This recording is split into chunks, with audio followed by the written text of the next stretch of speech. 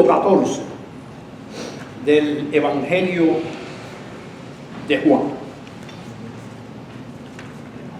Y recuerde el capítulo 14, mire, el capítulo 14, yo dije, esta es la segunda parte, en la primera parte dije que es un capítulo escrito para nuestro gozo. ¿Lo oyó? Y es una cosa que nos hace falta mucho. ¿Para qué sirve el capítulo 14? ¿No lo oigo? Para nuestro gozo. ¿Para qué sirve el capítulo 14, Macrín? Para nuestro gozo. Para nuestro gozo. Alegría. No lo olviden.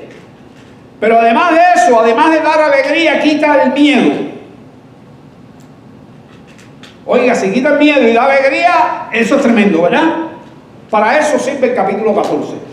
Es un capítulo largo, tiene 31 versículos, por eso lo dividí en dos partes.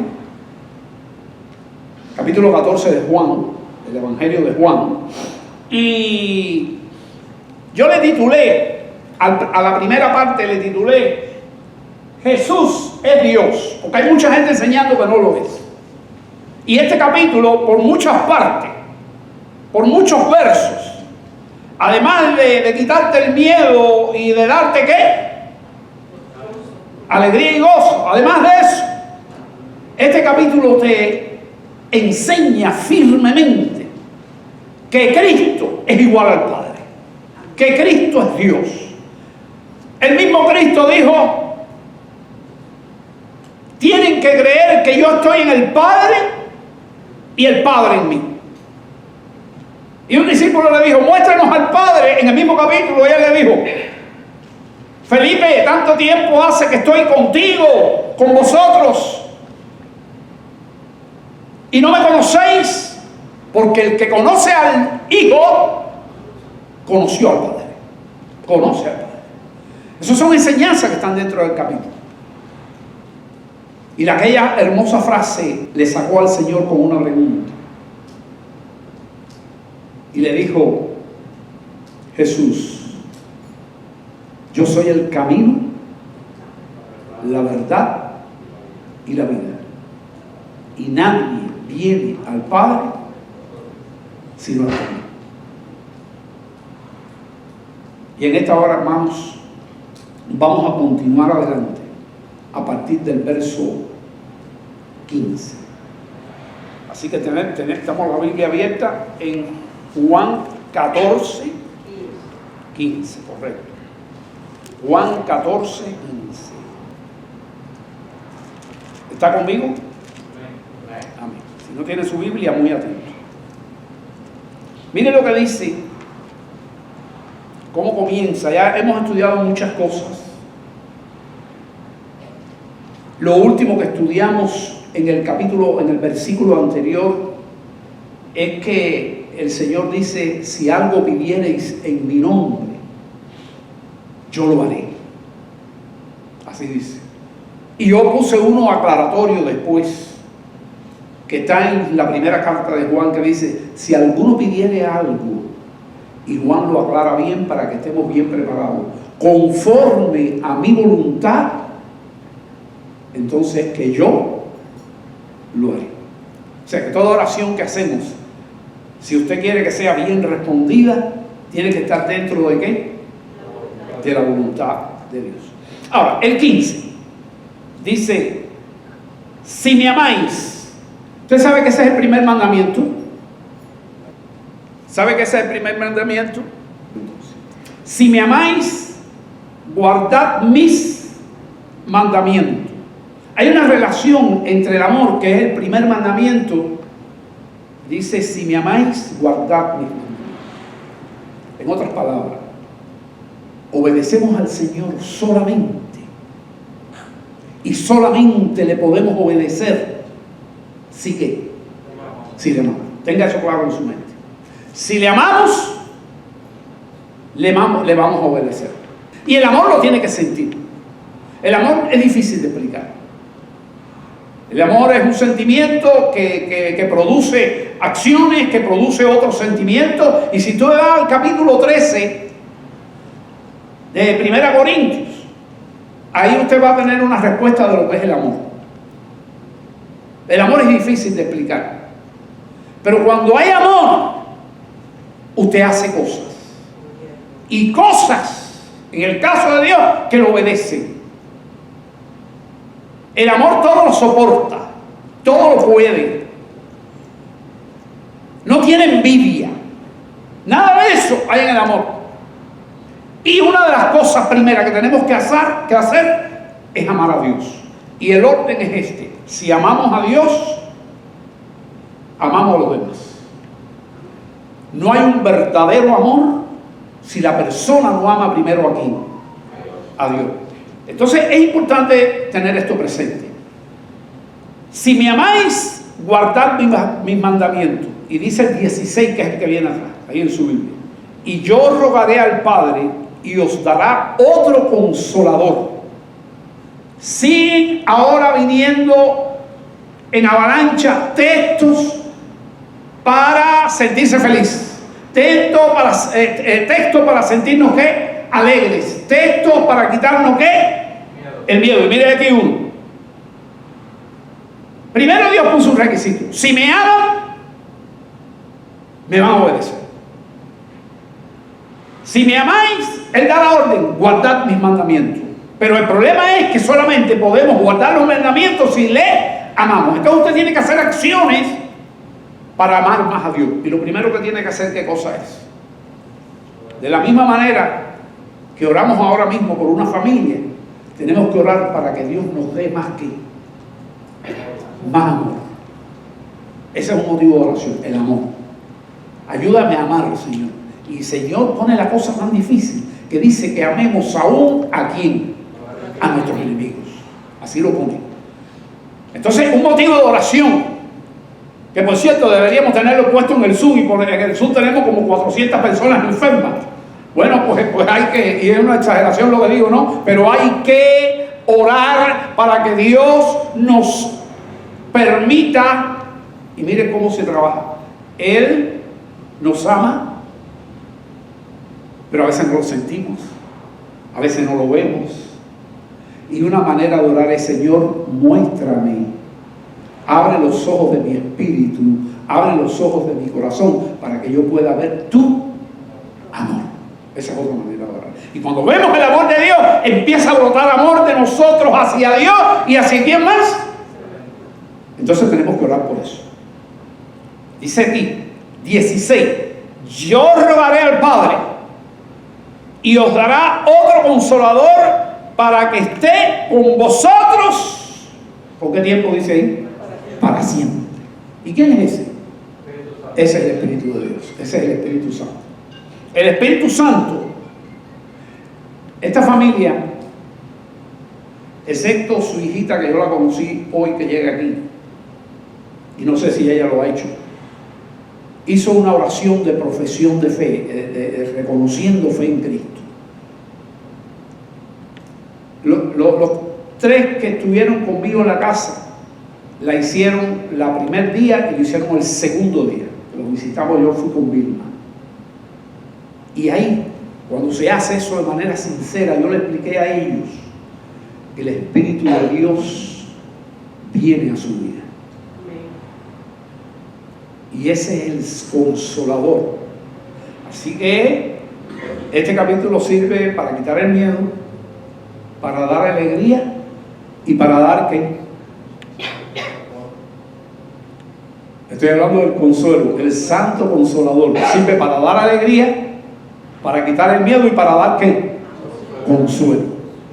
Que muchas veces nos hace falta. Y viene el día malo, y en el día malo tenemos que ser consolados. Y a veces nadie nos consuela. A veces viene el pastor, a veces viene un hermano, a veces viene un amigo cristiano. Pero el verdadero consolador es el que está en el corazón, es el que está en el centro de tu vida cuando tú recibiste a Cristo. Y yo rogaré al Padre y os dará otro consolador para que esté con vosotros. ¿Por qué tiempo? Forever, por la eternidad. Y tenemos vida eterna, que es una de las cosas que nos da Jesús. Vida eterna, hermano. Por eso dice aquí: estará con ustedes para siempre. Dice el 17: y el Espíritu de verdad, el cual el mundo no puede recibir. No lo puede recibir, porque el único que puede recibir eso es el que salió del mundo recibiendo a Jesucristo como Salvador. Cuando usted recibe a Cristo como Salvador, usted deja de pertenecer al mundo. ¿Y a quién pertenece? A Cristo. Y al reino de Cristo. Y al reino de Dios. El Espíritu, vuelvo a leer el 17, el Espíritu de verdad, el cual el mundo no puede recibir, porque no le ve ni le conoce, pero vosotros le conocéis, porque mora con vosotros, el Espíritu, mora con vosotros y estará con vosotros. Él estaba hablando allí con sus discípulos. En ese momento que estaba hablando, todavía Jesucristo no había sido crucificado. Iba a ser crucificado. Ellos tenían el Espíritu porque Jesucristo se lo había dado. Pero antes del Pentecostés, que es aquella gran fiesta donde el Espíritu Santo llegó a la tierra, antes del Pentecostés, todas las personas, aquellas anteriores que fueron discípulos de Jesús, el Espíritu venía y se podía ir. Venía y se podía ir. Por eso, cuando David pecó, estuvo a punto de que el Señor le quitara el Espíritu. Pero fue un hombre que Dios le dio el Espíritu en el Antiguo Testamento, porque se le daba el Espíritu a todos los reyes y a todos los profetas y a todos los que Dios quería que ministraran, pero podían perder el Espíritu. Hoy el Espíritu Santo, cuando viene una vida, si vino, no la deja más. No la deja más. Dice, los que están en mis manos, nadie podrá, ¿qué dice? Arrebatarlos. Y estará con nosotros para siempre. Vuelve el Señor a dar aliento a sus discípulos. Vuelve el Señor en el versículo 18. Dice, no os dejaré huérfanos. Está repitiendo lo mismo. Cuando usted quiere que algo quede bien grabado en alguien, en un niño, en algo que usted le está explicando, orientaciones que usted le está dando importante a alguien para que haga algo o para que no falle en algo, usted se las repite y se las recarga, ¿verdad? Aquí el Señor está haciendo eso. No os dejaré huérfanos, lo está diciendo de otra manera. Vendré a vosotros, y es a través del Espíritu que ha llegado. El Espíritu Santo es Cristo habitando en nosotros. Y eso el cristiano tiene que tenerlo presente. Y vuelvo a repetir la misma experiencia que yo he tenido y la vuelvo a contar en el púlpito. A mí, hace unos meses atrás, pero poquitico, par de meses, el Espíritu Santo me sentó en la cama con un texto bíblico donde me dijo, el que se ha entregado a Cristo, un espíritu, es con él. Y yo toda mi vida he leído eso, pero el Señor te abre los ojos y te da alegría en ese momento. Y es el Espíritu Santo que está en mí.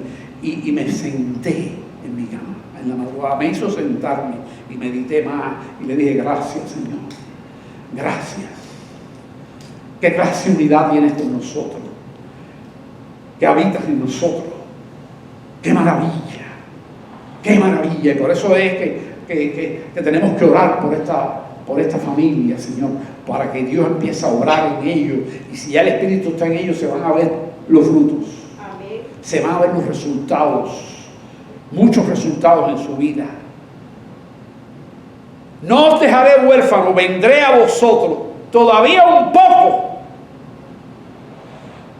y el mundo no me verá. Otra cosa que quiero explicar aquí, y tenemos que ubicarnos. En este momento no había ocurrido la crucifixión de Jesús.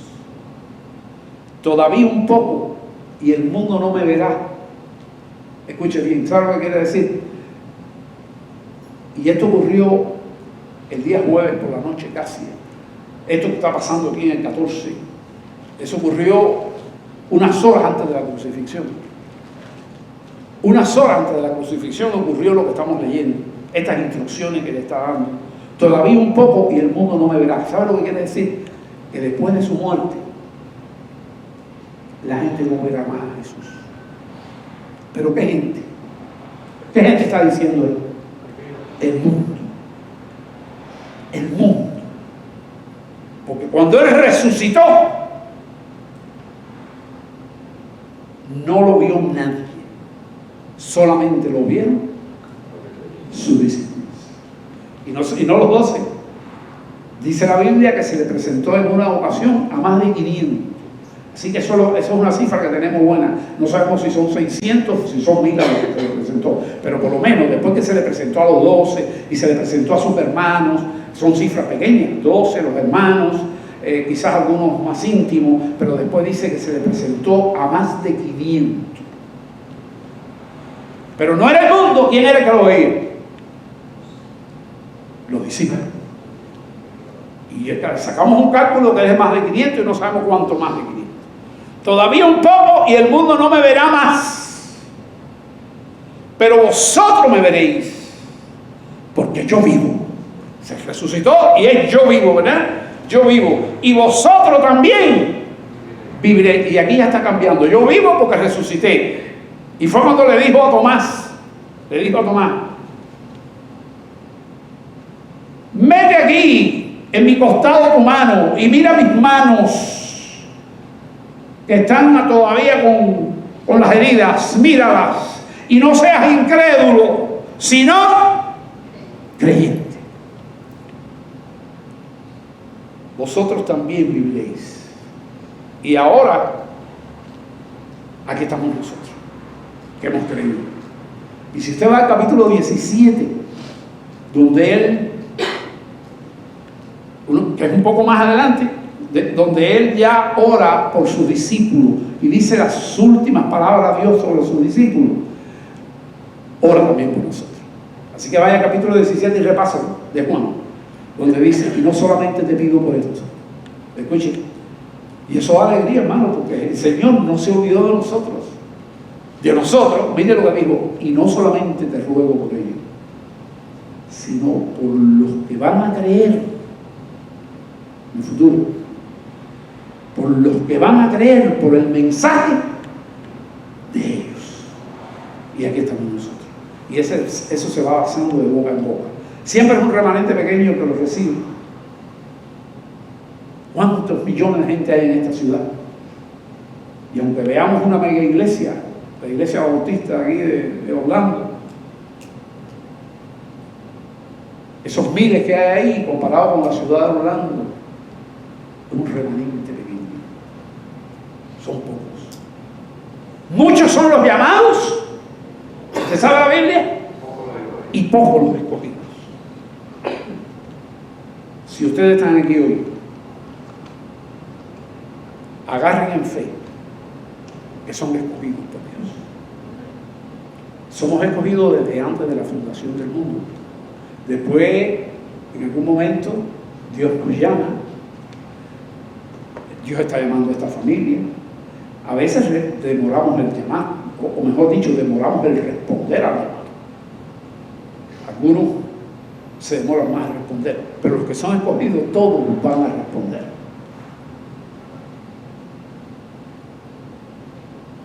Y somos salvos. Dice 20. En aquel día vosotros conoceréis que yo estoy en mi Padre. ¿Y qué día va a ser ese?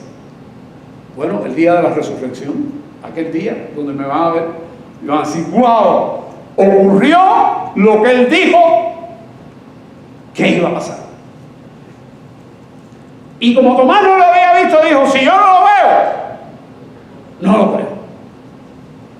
Pero en esa misma oración del capítulo 17, donde Dios está orando por nosotros, que no lo vimos, no estábamos allí cuando Él resucitó, Él dijo sobre nosotros, bienaventurados aquellos que no vieron y creyeron. Y eso somos nosotros. Claro, vemos al Señor, lo sentimos en nuestro ser. Usted sabe que es un texto, hermano, me levanta a las 4 de la mañana y me sienta en la cama. Cuando abre Dios mis ojos espirituales de un texto que yo he leído 300 veces y que yo creo que me ha bendecido, pero cuando Dios ve, te hace ver la realidad real, palpable, que tú lo sientes, yo digo, pero ¿cómo que yo no me he dado cuenta de este texto? Y me senté y me quedé mirando un rato y después di gracias.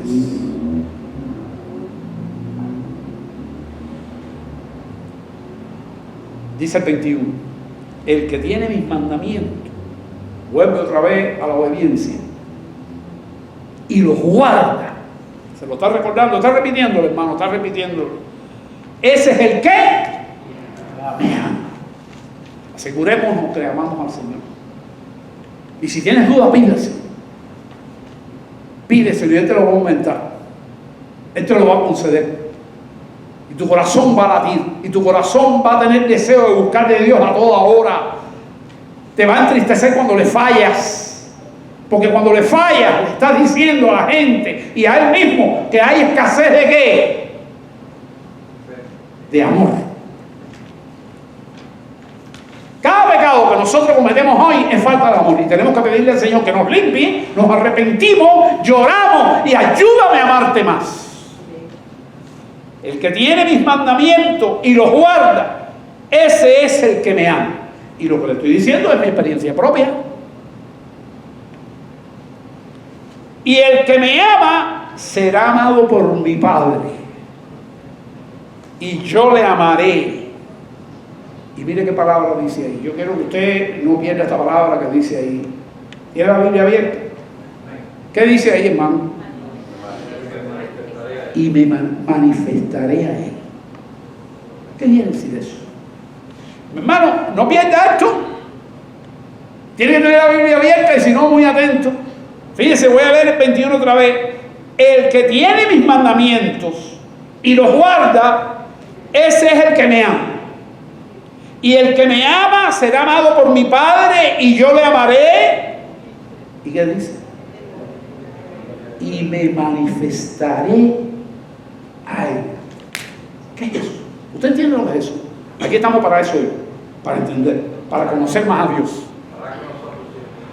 Para conocer más a Dios. Acuérdese que es la vida eterna. ¿Qué cosa es la vida eterna? Es conocer al Dios. Que te conozcan a ti, dijo Jesús en su oración, al único Dios verdadero y a su Hijo, que lo conozcan también, al que tú has. Eso es la vida eterna. Entonces, la vida entera es conocer a Dios. Y sentado aquí un domingo, como hoy, y el domingo que viene, y el miércoles, y todos los días, el proceso de que estamos teniendo vida eterna, porque estamos conociendo a Dios. Y me manifestaré a Él. No quiero ampliar más esto, manifiesta. Mire, cada uno tiene que tener experiencia. Si usted es un escogido y Dios está tratando con su vida, cada día usted tiene que amarle y buscar el amor. Primero ver el amor de Dios, pedírselo. Quiero ver tu amor. Quiero verlo, quiero verlo, quiero verlo. Se lo pide. Porque si no se lo pide, es posible que Dios te lo conceda de todas maneras. Yo estoy seguro que Dios te lo va a conceder, pero es un medio de gracia, la oración, para usarlo. Y a Dios le gusta que le pidamos las cosas. Y Él te va a hacer ver el amor. Pero después dice, y yo me manifestaré a Él. ¿Qué cosa es? Bueno, usted puede, generalmente lo hace con la Biblia. Cuando usted busca el rostro del Señor y va a leer su palabra que nos vivifica, su palabra que hay que estar. Él dijo, toma este libro de la ley, toma este libro del manual de instrucciones y medita en él. ¿Cuándo hay que meditar en él? De noche, de día, incluso enséñasela a tu hijo. Cuando te levantes, enséñasela a tu hijo, a los niños, enséñasela en el camino, enséñasela al acostarte. Madre y padre tienen que hacer eso con sus hijos. Y dice que el niño no se va a apartar cuando tú hagas eso. Ahora, cuando tú haces eso y amas a Dios, me manifestaré a Él. Hermano, lo que me pasó otra vez con el texto bíblico, ¿qué me pasó? Un texto que había leído un montón de veces. Dios me hizo sentarme en la cama por la madrugada y lo he repetido aquí 300 veces porque es una experiencia que quiero compartir. Y aquella mamá mía enferma, que le habían dado 18 electrochocs en su cabeza, cuando no se sabía ni cómo se daban los electrochocs, porque eso ocurrió en el año 53, hace más de medio siglo. En el 53, hermano, Cuando empezaban los electroshocks y ahí estaban en una cama. Y Dios fue tratando con su vida y con la vida de mi padre y de mis hermanos. Y Dios se manifestó tanto en esa familia. En el momento que Él alivió el dolor de un hijo, de la pérdida de un hijo de mi madre. Y después se ve una foto de ella, barrigona, conmigo adentro, con niños, buscando niños para llevarlos a la escuela dominical. Y eso quiere decir que Dios se manifestó en su vida. Amén. Y le quitó la tristeza y le puso alegría. Eso es lo que Dios hace. Restaura lo que Satanás daña, lo que el maligno daña. Y eso es una manifestación.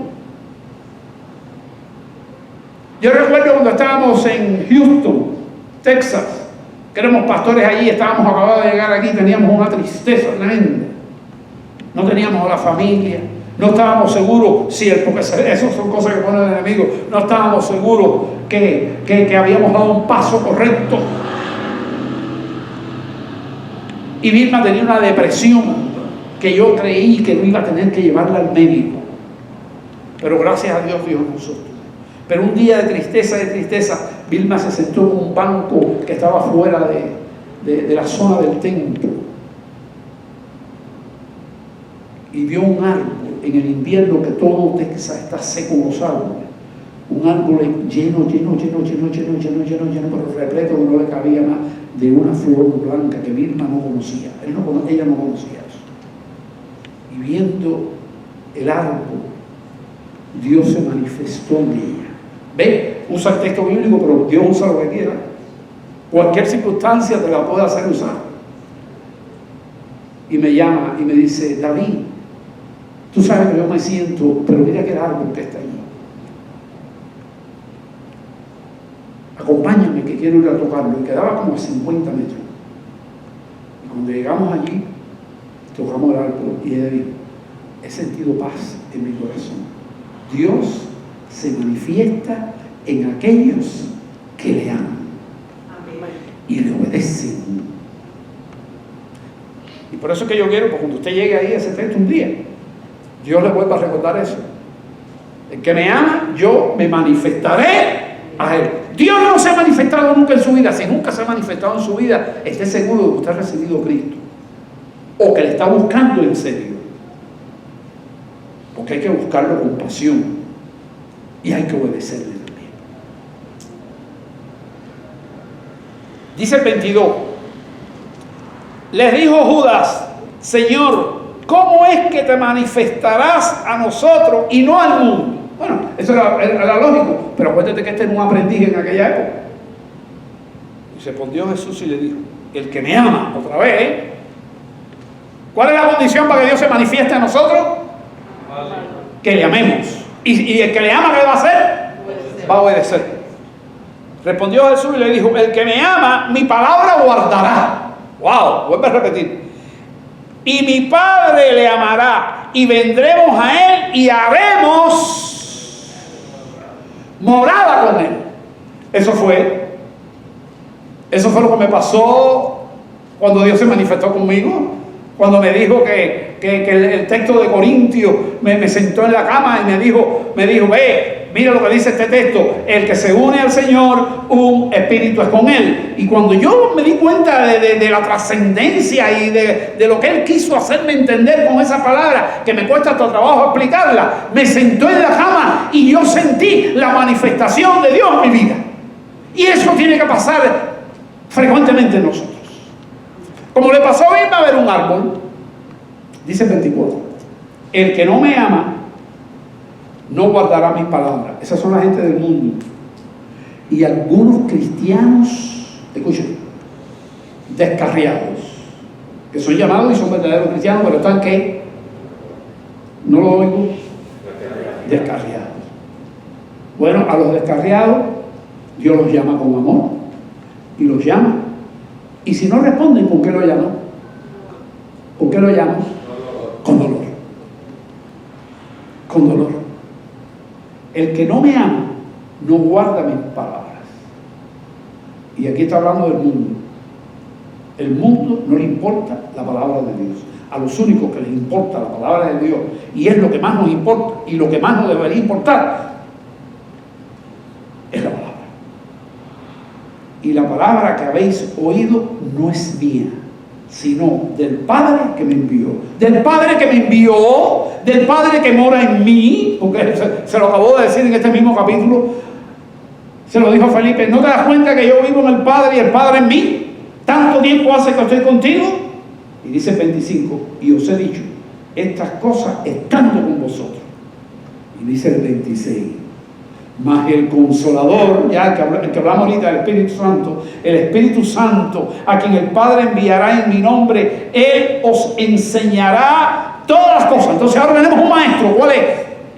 El Espíritu de Dios. Y caminamos por los textos bíblicos. Y nos da luz para poder conocer el texto bíblico. Él os enseñará todas las cosas, el Espíritu Santo, y os recordará. Yo batallo mucho con mi memoria, yo nunca he tenido buena memoria. Yo mismo no sé ni cómo pude hacerme patólogo ni médico, con todo lo que hay que meterse en la cabeza. La gracia de Dios. Siempre me cuesta trabajo aprenderme los nombres, las cosas. Pero mira lo que dice aquí, y Él os enseñará ¿qué? Todas las cosas. Y os recordará todo lo que yo os he dicho. Le voy a decir algo. Cuando venga a la iglesia, venga con la Biblia preparada, no sea la espada. Y a veces yo digo, ¿qué dice ahí? Y hay hermanos que en Biblia no pueden leer lo que dice. Porque la Biblia es una espada. Y cuando usted va al entrenamiento, yo le digo a ustedes que esto es un entrenamiento. Usted sabe que yo practiqué la esgrima cuando estaba en los primeros años de la carrera de medicina. Practiqué la esgrima. Y aprendí mucha esgrima. Pero yo no podía practicar esgrima sin qué. Sin espada. Ni se puede practicar un deporte si no tienes qué. Los utensilios para practicar el deporte. Bueno, Pablo compara la vida cristiana con un deporte, una carrera. Y con la carrera hay que tener buenos zapatos puestos. La paz os dejo, mi paz os doy. No como el mundo os la doy. Eso se lo dijo un montón de veces. Y después, cuando Él resucitó, y ellos se reunieron a orar, y con las puertas cerradas, porque tenían miedo. En aquel primer culto que cristiano hubo, donde estaban 11 apóstoles, porque faltaba, bueno, habían 10, porque faltaba Judas, ¿y quién más faltaba? Tomás. Y allí entró el Señor. Y le dijo esto que está aquí: paz a vosotros. Y después la gente le contó a Tomás, y Tomás dijo: no, porque lo que usted no vive con experiencias con Dios, nadie, la gente le puede contar, y es bueno contarlo, ¿no? Es bueno saberlo y contarlo. Y yo creo que la fecha, habérselo contado a Tomás, hizo que Tomás estuviera ¿dónde? En la próxima. A mí me gustó mucho como Silvia dirigió la semana pasada aquí, cuando habló tanto, y yo veía la bendición que había sido para ella la reunión en casa de Severo y Gloria. Mira que habló de eso. Y le dijo: pero no se pongan mal los que no fueron, no se pongan mal, porque va a haber otras. Bueno, pues a esta gente le pasó lo mismo, y no estaba Tomás. Y después, la segunda vez, le dijo: sé creyente, mira.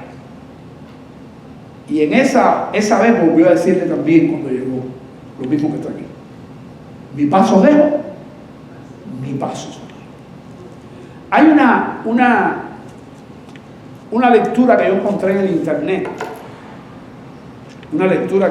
creo que la tengo aquí. La tengo aquí, una lectura que yo encontré en internet. Usted sabe, aquí de quien dice que es Elizabeth Elliot. Esta es una misionera americana. Y en mi juventud, la vida de esta mujer y de otras fueron inspiración. Yo tenía llamamiento, y para mí estos son héroes de la fe. No están en el libro de Hebreo, pero son ¿qué? Héroes de la fe. Aquí hubo 4 misioneros, entre ellos 8 misioneros, entre ellos ella con 3 mujeres más, o sea, 4 mujeres y sus esposos americanos. Y ellos fueron a los indios Aucas del Ecuador. Son indios malos. Ellos mataban y eran crueles. Y ellos en un río, a flecha, mataron a los 4 misioneros. Y mataron a los 4 misioneros. Era para claudicar. Terrible. Una de ellas estaba embarazada, yo no me acuerdo bien de la historia, yo leí el libro, no tengo todos los elementos en mi memoria ahora, pero parecía que se acababa aquello. Hermanos, el amor de Dios es tan fuerte cuando nosotros se lo pedimos y actúa tanto en nosotros que cuando las mujeres reaccionaron, regresaron a los indios Aucas, los que habían matado a su esposo. Los que habían matado a su esposo. Y una de ellas aquí, Elizabeth Elliot. Entonces las palabras que ella escribió aquí valen la pena, porque esta es una mujer negra, está refrendada por una vida tremenda. Tremenda. Y lograron predicarle a los Aucas y se convirtieron y salieron pastores de los Aucas.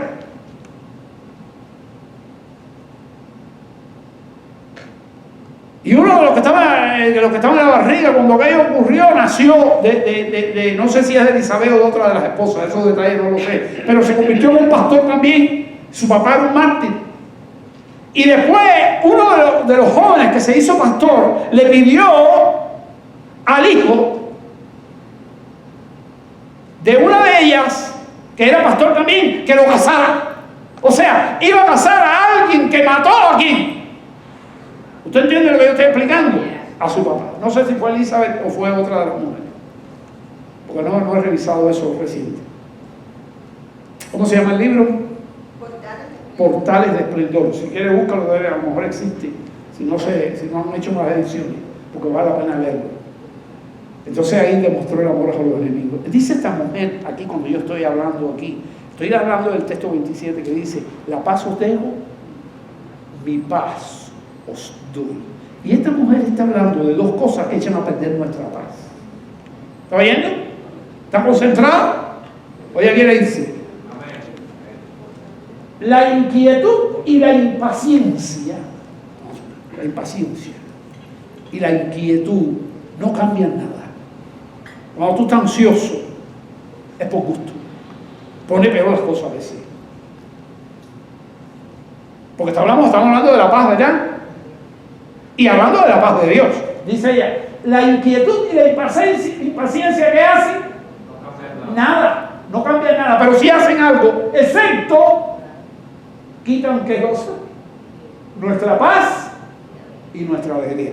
Y como aquí Dios está dando paz, cuando yo vi aquello, que eso fue una cita divina, ve cómo Dios actúa. Dios se me está manifestando. Cuando esto me llegó a mí, es porque Dios se manifestó preparando un mensaje. Digo, pero caballero, si voy a preparar un mensaje de alegría y de gozo, tengo que decir qué cosa daña la paz y la alegría, y daña la fe. ¿Qué cosa? Dígalo conmigo, ¿qué cosa? La inquietud y la impaciencia. La inquietud y la impaciencia no cambian nada, excepto sí cambian nuestra paz y qué, y nuestra alegría. La paz de Dios no habita en las cosas externas, es algo adentro que Dios pone. La paz no habita en las cosas externas, sino en el corazón preparado para esperar con confianza y tranquilidad. ¿En quién? En aquel con mayúscula. ¿Quién es ese? Jesucristo. En aquel que tiene todas las cosas a salvo en sus manos. Y esta fue una mujer que perdió a su esposo en el trabajo misionero. Que dice: no, Dios no existe. No. Esos son los siervos de la fe, hermano.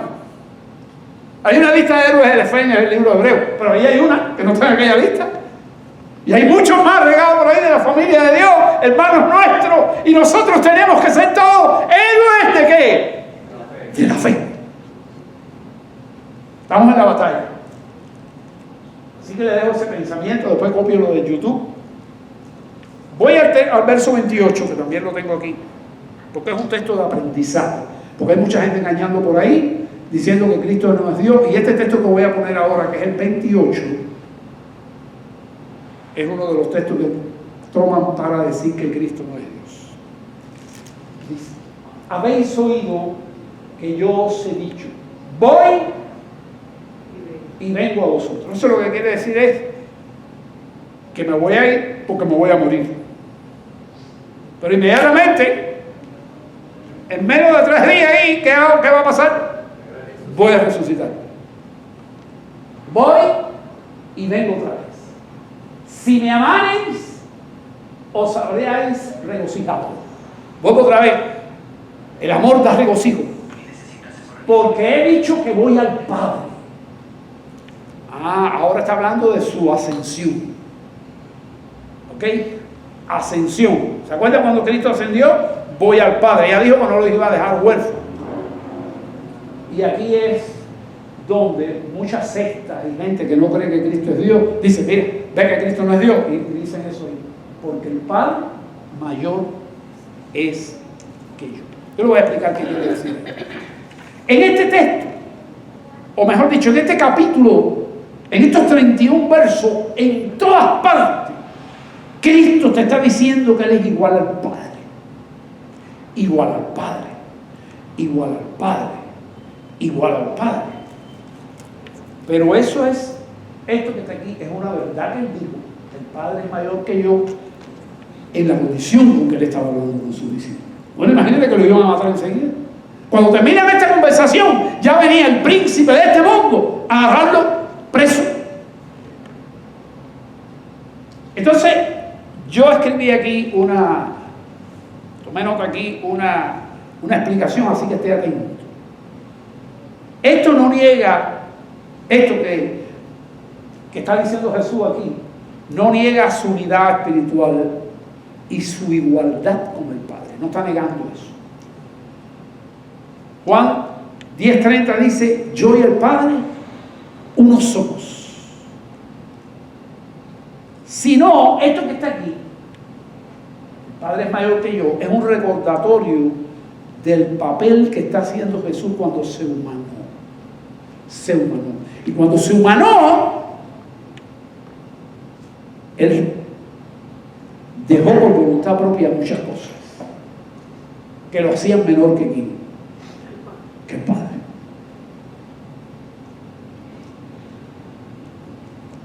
Yo voy a leer aquí unos textos de Filipenses que ustedes conocen bien. Yo les voy a dar la cita para que ustedes lo repasen en la casa y ya con esto voy a terminar. Pero cuando Cristo vuelva de donde está ahora, que es al lado de la diestra del Padre, con la misma gloria, igual a la del Padre, la misma, no tiene más gloria del Padre ni menos, hoy, va a regresar con esa gloria, no va a regresar con las limitaciones que tenía. Dice el libro de Filipenses, en el capítulo 2, del 6 en adelante, escuchen, porque no lo tengo en pantalla, ni lo busquen en su Biblia. Así que, pero si quiere, anote Filipenses 2, del 6 en adelante. Dice: Cristo siendo, mire lo que dice Filipenses, Cristo siendo en forma de Dios, ¿qué forma tenía? De Dios. No estimó el ser igual a Dios como cosa a que aferrarse. Y ahí se estaba refiriendo a que iba a abandonar su trono de gloria para vivir como vivió aquí. Lo escupieron, se burlaron de él, lo maltrataron, lo mataron, tuvo que huir un montón de veces en su vida. No estimó el ser igual a Dios como cosa que aferrarse, sino que se despojó. Y ahí sí se convierte en alguien menor que quién, que el Padre. tomando forma de siervo. Ya ese es Filipenses 2:7, empezamos en el 6. Hecho semejante a los hombres. Entonces, si se ha hecho semejante a los hombres, tiene que ser menor que ¿quién? Que el Padre. Y estando en condición de hombre, y le pasaba lo mismo, a Jesucristo le daban dolores de cabeza, a Jesucristo le pasaba lo mismo.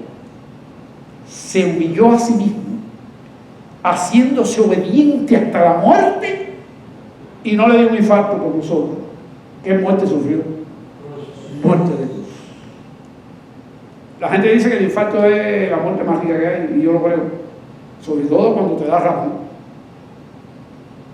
Filipenses 2:9, por lo cual Dios también lo exaltó. Ahora está regresando, hasta lo sumo, y le dio un nombre que es sobre todo nombre. Por eso cuando estudiamos los nombres de Dios, que aquí hicimos como 15 predicaciones estudiando todos los nombres de Dios, o la mayoría de ellos, terminamos con Jesucristo, que es el nombre sobre todo nombre. Dice el 10, para que con el nombre de Jesús, con el nombre de Jesús, el nombre de un ser humano, ¿qué quiere decir Jesús? Salvador, acuérdese de eso. Para que con el nombre de Jesús se doble toda rodilla. Mire, hermano, Dios no permite que alguien que no sea Dios, que no sea Él, ¿qué cosa? Se arrodille delante de Dios. Cuando los ángeles recibían adoración de hombre, los discípulos se arrodillaron, algunos de ellos. Juan estaba recibiendo la visión del Apocalipsis y le dijo, no, levántate, que yo mismo soy consiervo tuyo, adora solo a quién. ¿No se acuerda de eso? Allí en el libro de Apocalipsis se doble toda rodilla, en el nombre de Jesús se doble toda la rodilla de los que están en los cielos, los ángeles, adoran a Jesús, y en la tierra y debajo de la tierra, y toda lengua confiese que Jesucristo es el Señor, para la gloria del Dios Padre. Cuando el ángel visitó a María y le dio el nombre de Jesús, allá había un profeta en el Antiguo Testamento diciendo, uno de sus nombres será Emmanuel. ¿Qué cosa quiere decir Emmanuel? Dios con nosotros. Y así, hermano, termino esta prédica. Voy a leer los últimos versos, el 29, este es el 28. Dice, y ahora les he dicho, y ahora os lo he dicho antes que suceda, para cuando suceda todo lo que le he dicho, que voy a morir, que voy a resucitar, que voy a ascender, creáis, y me van a tener que esperar hasta que yo venga. Entonces dice el 30, no hablaré ya mucho con vosotros, porque viene el príncipe de este mundo. Venía el príncipe de este mundo como un traidor. ¿Se acuerdan quién era el traidor? Judas. Y él nada tiene en mí. Hermano, escucha lo que le digo. Si Jesucristo no tuvo nada que ver con el diablo, nosotros tampoco. Diga conmigo ahí en el banco, nosotros tampoco. Vamos a decir otra vez, nosotros tampoco. Mas para que el mundo conozca que amo al Padre, y como el Padre me mandó, así hago. O sea, lo que iba a hacer, ya lo iba a agarrar preso cuando llegaran ahí. Levantaos, vamos de aquí. Y ahí termina el capítulo 14. Espero que sea de bendición. La primera parte está en el internet, usted la puede oír las veces que quiera. Y la segunda parte, ore por mí para que yo la pueda editar. Vamos a orar. Padre, aquí está tu palabra.